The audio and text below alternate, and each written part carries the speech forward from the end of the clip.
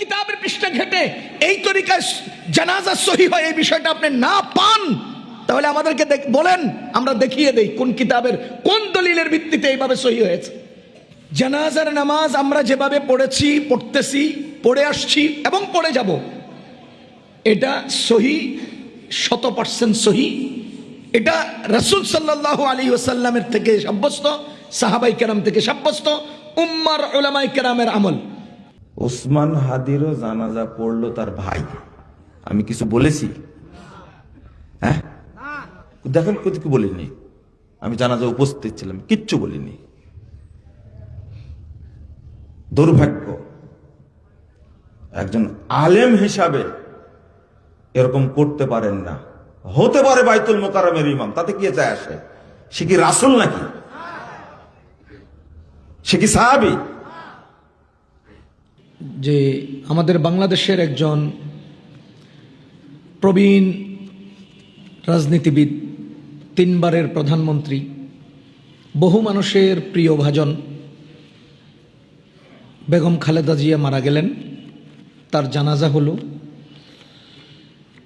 বাংলাদেশের আমার দেখা সর্ববৃহৎ জানাজা। এই জানাজা আমাদের সবারই হবে, এই জাতীয় জানাজা আমাদের সবারই হবে। এই জানাজাকে কেন্দ্র করে অনেক ধরনের কথা আমাদের সামনে ঘুরপাক খাচ্ছে, জরুরি কথা। আমি যে পয়েন্টটা লক্ষ্য করেছি, যেহেতু এখন অনলাইনের যুগ, দরজা লাগিয়ে কথা বললেও সেটা ঘন্টার মধ্যে অনেক মানুষের কাছে চলে যায়। কম্বলের নিচে পোস্ট লিখে, কম্বলের নিচে কিছু লিখে পোস্ট করলেও সেটা মিনিটের মধ্যে সারা দুনিয়ায় পৌঁছে যায়। সেহেতু এই বিষয়গুলো নিয়ে আমাদের আলোচনা আনা দরকার। সেটা কি? আমাদের দেশে একটা মহল আছেন যারা নিজেদেরকে আহলে হাদিস দাবি করেন।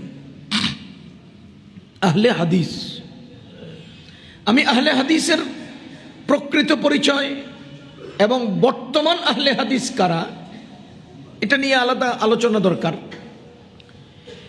এই আহলে হাদিস সম্প্রদায়ের একজন শেখ, নাম মুজফফর বিন মহসিন, তিনি বক্তব্যে, ভিডিওতেও বলেছেন, তিনি ফেসবুকের পোস্ট করেছেন যে বেগম খালেদা জিয়ার এই বিশাল জানাজার নামাজে ইমামতি করেছে বাংলাদেশের জাতীয় মসজিদের জাতীয় খতিব, বাংলাদেশের আপামর জনগণের, আলেম ওলামার, ধর্মপ্রাণ মুসলমানদের আস্থা এবং শ্রদ্ধার মানুষ, সারা বিশ্ব পরিসরে ইলমি অঙ্গনে বলা চলে আলোচিত আলোকিত ব্যক্তি মুফতি আব্দুল মালেক সাহেব হাফিজাহুল্লাহ, যার লিখিত কিতাব, তিনি জীবদ্দশায়, তিনি বেঁচে আছেন, যার লিখিত কিতাব মিশর সহ বিশ্বের বিভিন্ন রাষ্ট্রের শিক্ষার সিলেবাস করা হয়েছে, এমন একজন ব্যক্তি আমাদের বাংলাদেশের জাতীয় মসজিদের খতিব। তিনি জানাজার নামাজ পড়িয়েছেন। জানাজা আদায়ের যে সিস্টেমটা বলেছেন, কি বলেছেন? প্রথম তাকবীরের পরে আমরা থানা পড়ব, দ্বিতীয় তাকবীরের পরে আমরা দরুদ পড়ব, তৃতীয় তাকবীরের পরে দোয়া পড়ব, চতুর্থ তাকবীর পরে আমরা সালাম ফিরাবো। এটা আপনারা দেখেছেন, আপনারা শুনেছেন। আপনারা যারা উপস্থিত ছিলেন তারা তো সরাসরি শুনেছেন, যারা ছিলেন না তারা ভিডিওতে দেখেছেন। মুজফফর বিন মহসিন সাহেব এই পরিস্থিতিতে বা এই জানাজা আদায়কে কেন্দ্র করে জোরালো কণ্ঠে বলেছে যে বেগম খালেদা জিয়ার জানাজা সহি হয় নাই, খালেদা জিয়ার জানাজা শুদ্ধ হয় নাই। মুফতি আব্দুল মালেক সাহেব জানাজা সহিভাবে পড়ান নাই।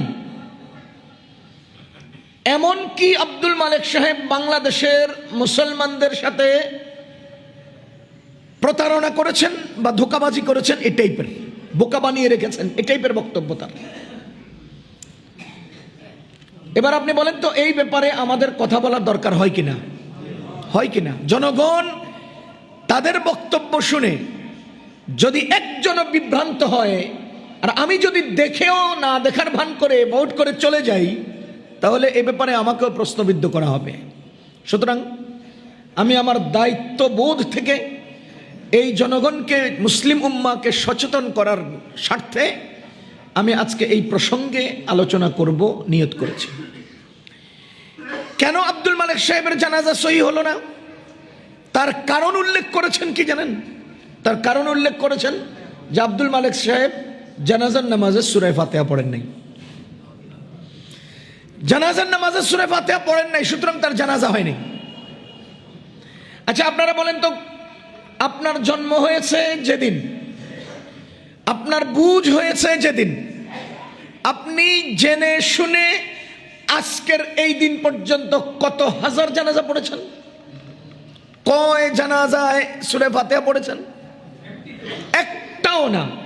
তাহলে আব্দুল মালেক সাহেব জানাজায় সূরা ফাতিহা পড়লেন না, এজন্য তিনি কেন এই ফতোয়া দিলেন যে জানাজা সহি হয় নাই, বেগম খালেদা জিয়ার জানাজা শুদ্ধ হয় নাই? শুদ্ধই যদি না হয় তো এখন আমাদের করণীয় কি? ওনাকে উঠাও, শেখ মুজাফফরকে দিয়ে নতুন করে জানাজা পড়াও। কি করাটা কি?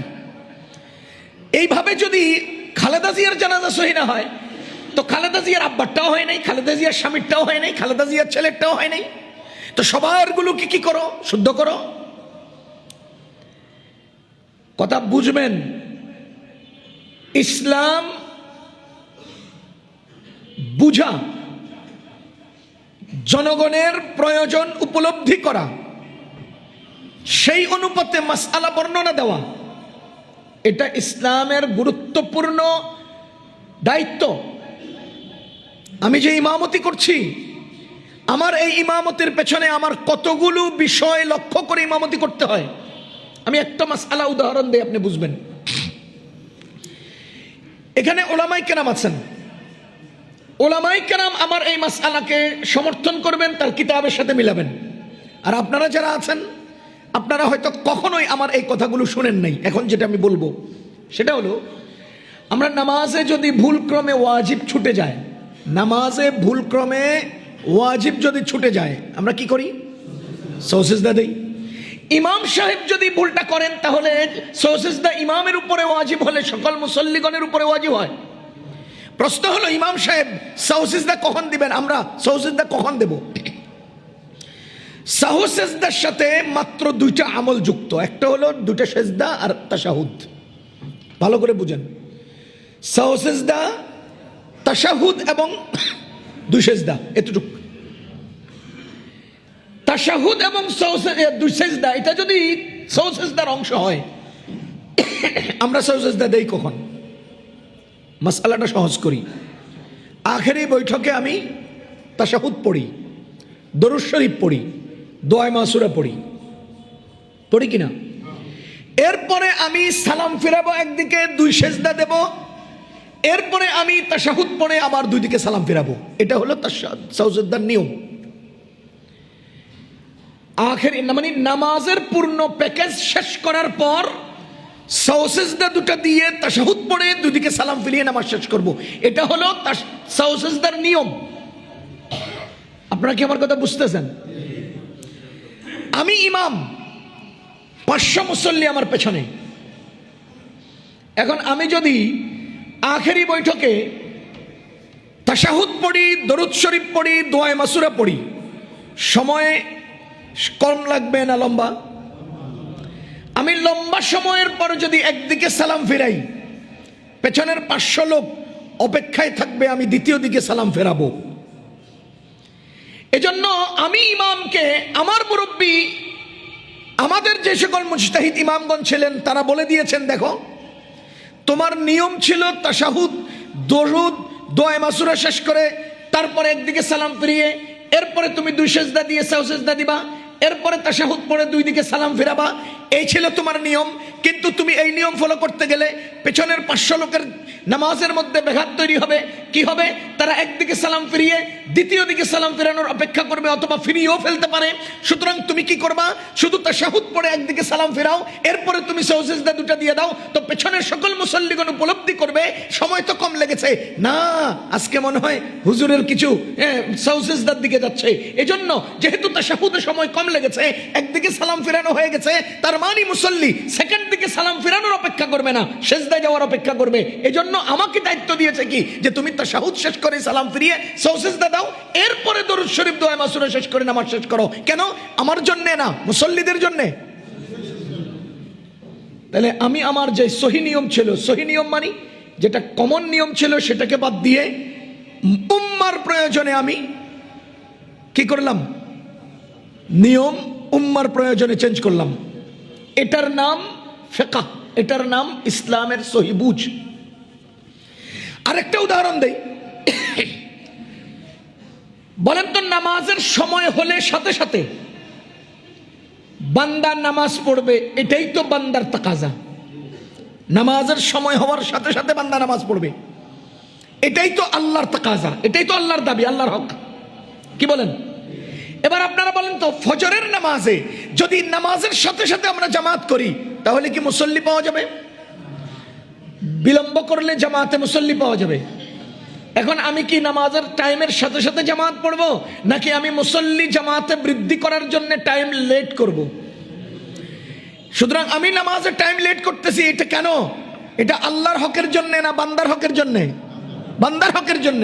এবার বলেন, রমজান মাস, আমি যদি বলি যে না, অন্য 11 মাসের মতো আজকেও ফজরের নামাজ একটু বিলম্বে পড়বো, তাহলে কি আবার জামাতে মুসল্লি হবে?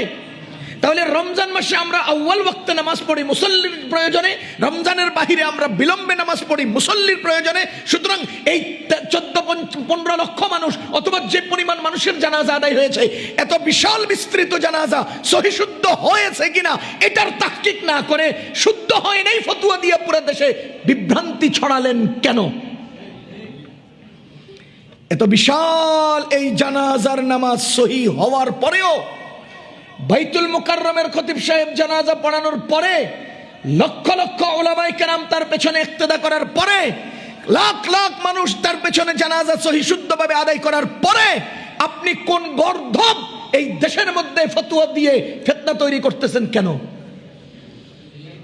কেন? এটা কি আপনার যোগ্যতার অভাব, না পরিকল্পিত ফিতনা তৈরির ইচ্ছা? বলেন। আমি ফেসবুকে লিখেছি, যদি আপনার কাছে কিতাব বুঝার যোগ্যতা না থাকে আমাদেরকে বলেন, আমরা বুঝিয়ে দিই। যদি আপনি কিতাবের পৃষ্ঠা ঘেটে এই তরিকায় জানাজা সহি হয় এই বিষয়টা আপনি না পান, তাহলে আমাদেরকে বলেন, আমরা দেখিয়ে দেই কোন কিতাবের কোন দলিলের ভিত্তিতে এইভাবে সহি হয়েছে। ভাইও, জানাজার নামাজ আমরা যেভাবে পড়েছি, পড়তেছি, পড়ে আসছি এবং পড়ে যাব, এটা সহি, 100% সহি। এটা রাসূল সাল্লাল্লাহু আলাইহি ওয়াসাল্লামের থেকে সাব্যস্ত, সাহাবায়ে কেরাম থেকে সাব্যস্ত, উম্মার উলামায়ে কেরামের আমল। সুতরাং ইশকাল আর ইখতিলাফ তৈরি করে সমাজে বিভ্রান্তি সৃষ্টি করব না। এবার আমি আপনাকে সহজভাবে কিতাবের দলিল, দালিলিক আলোচনা, দলিল যারা বুঝে তাদের সামনে বলা, যারা সরাসরি দলিল বুঝবেন না তাদের সামনে দলিল রেফারেন্স হিসেবে আসবে, কিন্তু সামগ্রিকভাবে ইসলামের তরজমানিটা হবে। মনে করেন আমি আপনাকে বলবো যে ওযুতে 4 ফরজ, কিন্তু আমি সূরা মায়েদার 6 নম্বর আয়াত আপনাকে বলবো না।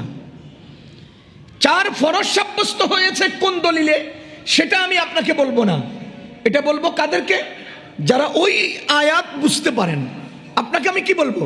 ওই 4 ফরজ সাব্যস্ত হওয়া মাসআলাটা বলবো। এটা আমার, আপনার সামনে আমার বলার উদ্দেশ্য, বলার দায়িত্ব হলো আয়াত বা দলিল থেকে সাব্যস্ত মাসআলা। আর যারা বুঝার যোগ্যতা রাখেন তারা যদি ভেটু দেন, তখন তার সামনে দালিলিক আলোচনা হবে। ওই দলিলে কি বলতে চেয়েছে, কি বুঝাতে চেয়েছে সেটা আলোচনা হবে। যদি সেটা আপনার সামনে আলোচনা করতে যাই, আপনি হয়তো বুঝবেন যে এই সব হিসাব নিকাশ কইরা এত সব শব্দের বিশ্লেষণের পরেই আমাদের জন্য এই মাসআলাটা সাব্যস্ত করা হয়েছে।